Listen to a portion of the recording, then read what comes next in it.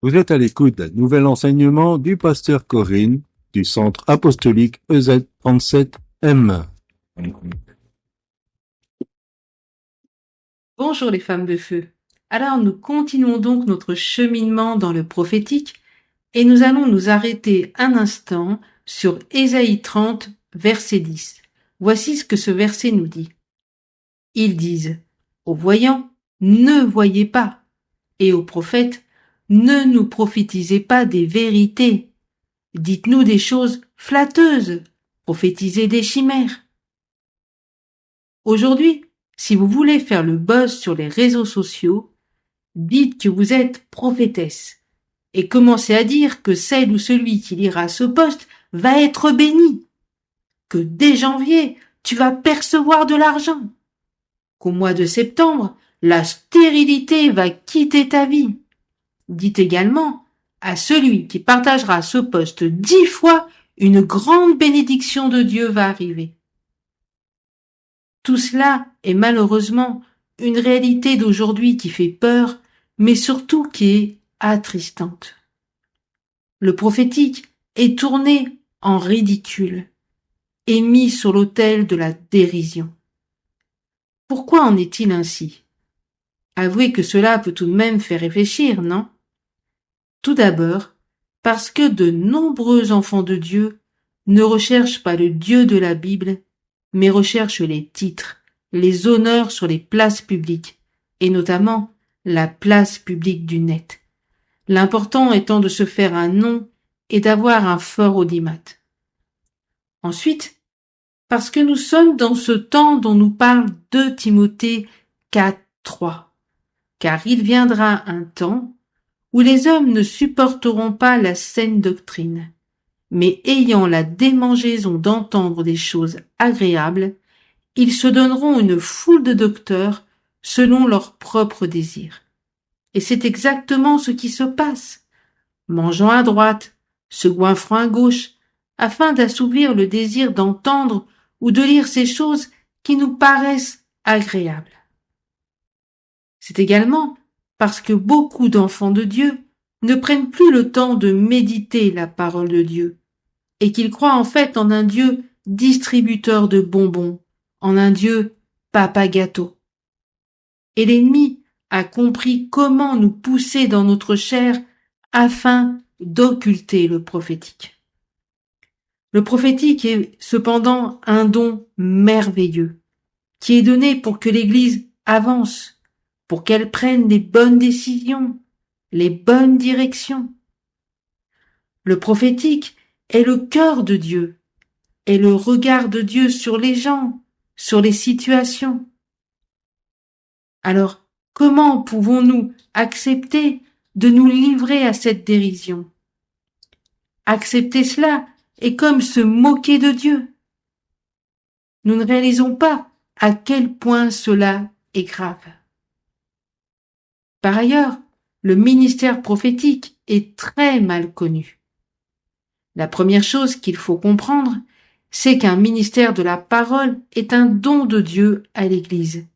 C'est-à-dire que Dieu, dans sa liberté de choix totale, choisit un homme ou une femme pour un service bien précis et qu'ensuite il le donne à l'Église pour son édification. La prophétie est un don que Dieu donne à une personne pour l'utilité commune. Quant au prophète, c'est une personne que Dieu donne à son Église. Il paraît évident qu'un prophète va prophétiser. Mais ce qui est important de comprendre, c'est que le prophète va parler non seulement avec des mots, mais aussi avec des actes, et même au travers de certaines situations de sa propre vie. Ça serait trop long de faire maintenant une étude biblique complète à ce sujet, mais je vous renvoie à Ézéchiel, Osée et tant d'autres. Si vous lisez ces livres prophétiques, vous verrez que ces prophètes ont été amenés à faire des choses qui étaient paroles de Dieu. Ézéchiel a dû se coucher pendant plus d'une année sur le côté, sans parler, pour prophétiser au peuple d'Israël. Osée, quant à lui, a dû se marier à une prostituée, également pour prophétiser.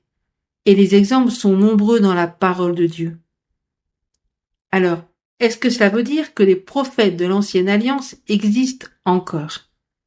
Alors, même si beaucoup d'enfants de Dieu s'identifient aux prophètes de l'Ancien Testament, il est important de rappeler que nous n'avons plus de prophètes comme dans l'Ancien Testament, qui, eux, avaient une onction scripturaire, c'est-à-dire en vue de l'écriture de la parole de Dieu. De plus, la parole prophétique scripturaire, c'est-à-dire celle de la Bible, n'a pas besoin d'être examinée comme Paul nous le recommande dans 1 Thessaloniciens chapitre 5 au verset 19 et 20 qui nous disent « N'éteignez pas l'esprit, ne méprisez pas les prophéties, mais examinez tout et retenez ce qui est bon. » Les prophéties qu'ont reçues les prophètes de l'Ancienne Alliance ont dépassé largement l'autorité des paroles prononcées. Elles sont devenues paroles immuables de Dieu, d'une inspiration plénière comme le reste de la Bible. Donc pourquoi ces livres sont là? Ces livres de ces prophètes, eh bien, ils sont là pour nous aiguiller, pour nous montrer également les temps dans lesquels nous sommes et nous éclairer sur ce qu'est et ce que n'est pas le ministère prophétique. Aujourd'hui, la prophétie n'a plus cette autorité. En fait, elle sera toujours soumise à la parole écrite et ne pourra jamais être mise à la même hauteur. Et c'est important de se rappeler cela. Par ailleurs, le ministère prophétique donné à l'Église n'est pas appelé par Dieu juste pour intercéder et prophétiser. Mais son rôle est également d'équiper les saints afin de faire grandir le prophétique dans chacune de leurs vies. Et cela, malheureusement, est trop souvent oublié. Le ministère prophétique va faire grandir en vous le prophétique, en vous formant, mais également en vous amenant à prophétiser vous-même. Et c'est d'ailleurs dans ce sens que l'opération Souffle de vie existe maintenant depuis plusieurs années. Et nous voyons Dieu opérer des guérisons, des restaurations, des conversions au travers de la proclamation des enfants de Dieu et non des prophètes. Intéressant, non? Oui, le ministère prophétique n'est pas un faire-valoir. Le faire-valoir n'intéresse pas notre Seigneur. Ce qu'il veut, c'est une armée prophétique se lève et qu'elle impacte tout son environnement. Au temps des Huguenots, Dieu a levé des enfants qui ne savaient pas parler un bon français, qui parlaient un patois. Et en fait, lorsqu'ils prophétisaient, ils parlaient un excellent français. Dieu ne lève pas des gens capables, mais il rend capables celles et ceux qu'il appelle. Amen. Alors, vous qui êtes dans ce groupe, je vous invite dès aujourd'hui à prendre une décision,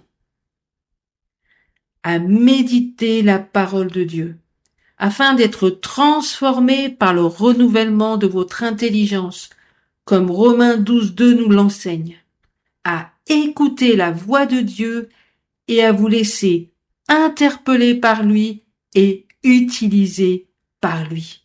Amen.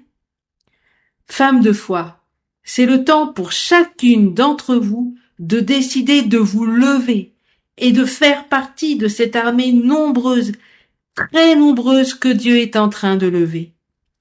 Il suffit de dire oui, Seigneur. Envoie-moi. Notre Seigneur peut-il entendre cela de votre bouche? En tout cas, moi je le déclare. L'armée de Dieu est en marche et vous en faites partie. C'est fini pour cette capsule. Le pasteur Corinne est à votre écoute pour répondre à vos questions et vous la retrouverez très très bientôt pour un nouvel enseignement.